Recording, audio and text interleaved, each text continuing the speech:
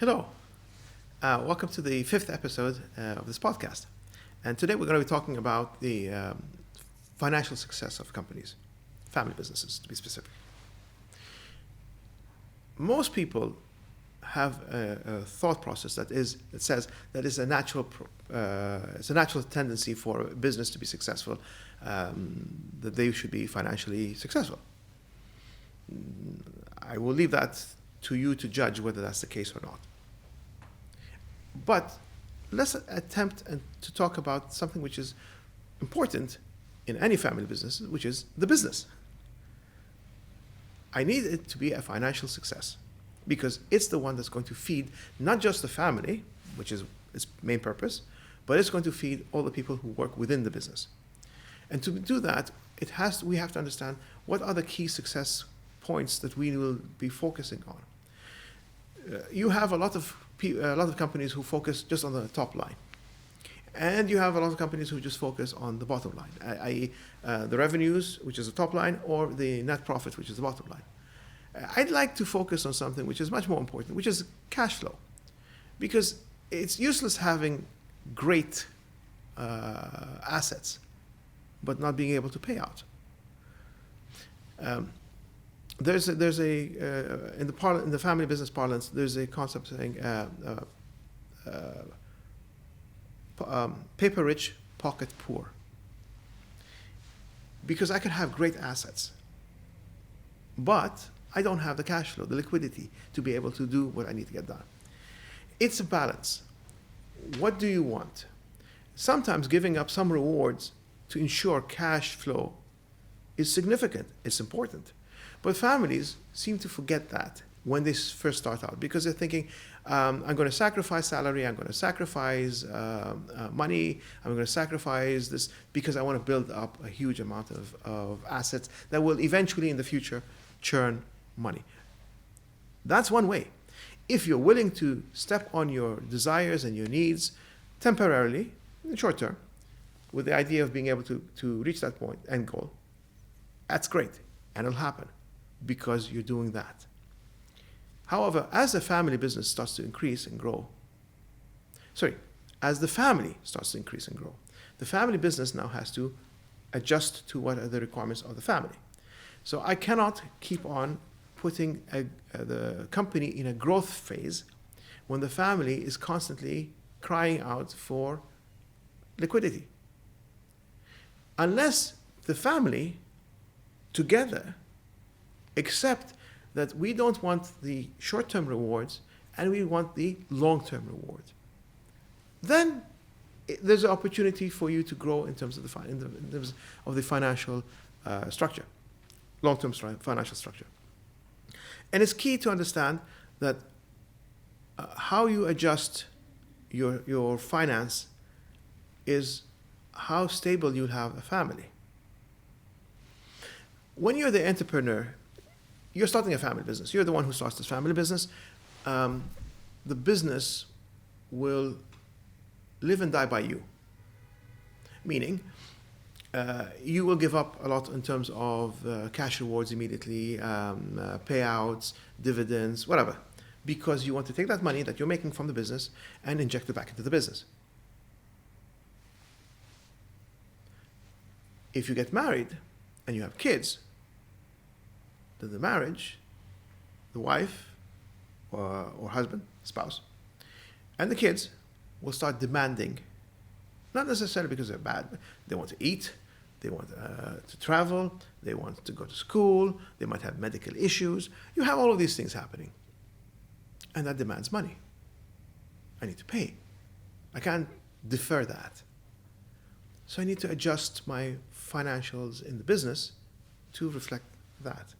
As the family increases, with the second generation, third generation, fourth, then I need to adjust the business to support the family in a family business. But that would also mean I'm infringing on the business because this business could be a growth, skyrocket. It could go really high. It can produce a lot more. But I'm restricting it because I'm focusing on paying out to the family. So understanding the requirements of a family and its effect on a business would allow me to adjust either to give the family the main focus, and therefore the business becomes a cash cow, or I allow the family to take the back seat and push them to the back seat and allow the business to grow. So it becomes what's known as a shooting star. And that is what will pay for generations to come, if I get it right. So the question is immediate reward versus long-term reward. Depending on the type of family, depending on the size of family, depending on the cohesiveness of the family, depending on the financial requirements of the family, you can make those adjustments. But it's important to understand that it's not a monolith, meaning it's just one way or the next. No. It can be dynamic. You start off in one way, you move to the next, and then you move back to the first way. It depends on the requirement. If today I have, I'm building the family business, I have 3 kids, 10 kids, I don't know, whatever the case may be. I need to build a business that will finance their lifestyle. If I have 1 kid, it'll be a completely different financing of lifestyle. Maybe I'll be able to adjust the amount of money that goes into the business easier with 1 child versus that of 10.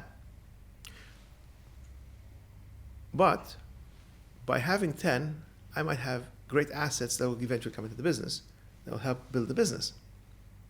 It's a trade. How we understand these things depends on how we progress as far as understanding the split between demands of the family and demands of the business. So the finance in the business and innovations and creating new ideas and new thoughts doesn't just affect the business itself, it also has an effect on the family. So we need to be able to adjust that aspect. This is a harder aspect because how do you get the right people on board to grow the business? How do you get how are you in the right position? How are you in the right market? You need to find all of these. And these are more of a business questions and business issues more than it is of a family business. But the family becomes like a weight on the business that will affect how you adjust. It's not an easy subject. It's actually quite a hard subject to talk about in a podcast. And this is more of you'd want to have it more in an academic perspective, to be able to explain it a lot more. But I think it's important to at least have a general understanding about the nuances of a business, and the requirements of a business and how to grow that business, and the requirements of the family, financial requirements of the family, and how it can affect the business. It's not an easy balance, and it's not a straightforward balancing act. But to get into the depth of this one is very hard to do in a podcast. But I thought it was important, at least, to touch upon it. If this is something you would like to address more, the more questions I get, hopefully, specifically about this thing, the easier it is for me to discuss it. Because it's such a wide world, and it's very hard to be able to narrow it down in a podcast like this. I hope I've given you a glimpse of that because it's important, but I want you to start thinking about it. If you're in a family business, or you're starting a family business, or you are a member of a family business, you have a role to play in the finances of the business, whether it's direct or indirect, whether you think of it or you don't. How you adjust yourself to it will mean the success or not of the family business. Take your ideas, multiply it by the number of family members you have, and you can start to see the effect it has on the business immediately. I hope, again, as I said, gave you an idea about the magnitude of this thought, but it's very hard to be able to put it down succinctly in a small time period.